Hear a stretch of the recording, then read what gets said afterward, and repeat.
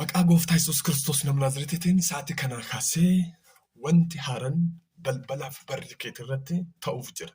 Sagalee Waaqayyoo keessaa iddoo tokko nan dubbisa. Sa'aatii kana kaasee, daqiiqaa kana kaasee,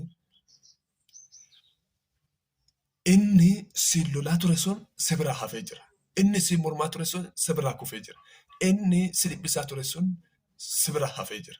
Amma booda deemuun kan keeti. Bal'achuun kan keeti. Hojjechuun kan keeti. Milkaa'uun kan keeti. Faarfachuun kan keeti. Kadhachuun kan keeti. Tajaajiluun kan keeti. Maqaa Yesuus Kiristoos nama Naazreetiin inni bara baay'ee si hidhaa ture sun amma sirraa cabee jira. Sagalee Waaqayyoo keessaa iddoo tokko.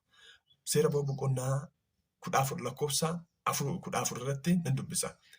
Ammas Waaqayyo isiniif hin lola, isinis gabii argadhaa jedheen jedha. Ameen haalleluuyaa.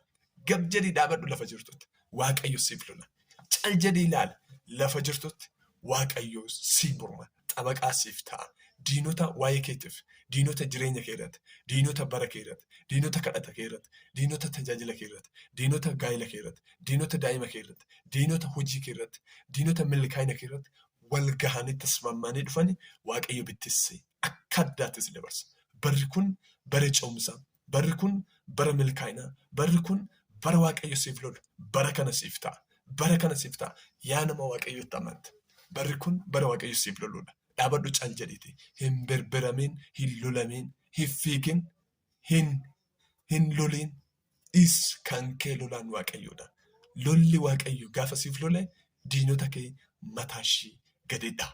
Waaqayyoon diinota kee gaafa fixuuf ka'u mataa isaanii jabeessa. Yaada isaanii jabeessa. Laphee isaanii jabeessa. Waan barbaadan akka haasa'an, waan barbaadan akka hojjetan barbaada. Argitanii Waaqayyoon gaafa dhahichaan itti dhufu dhahicha tokko lama sadii jedhee bichaa osoo hin ta'in hanga sagaliitti itti fufeet kurnaffaa irratti Waaqayyoon saba koo bilisa baasa gaafa jedhu macarrashaa irratti ibidda addaatiin lola addaatiin isaaniif ga'e. Ameen haalleluuyaa.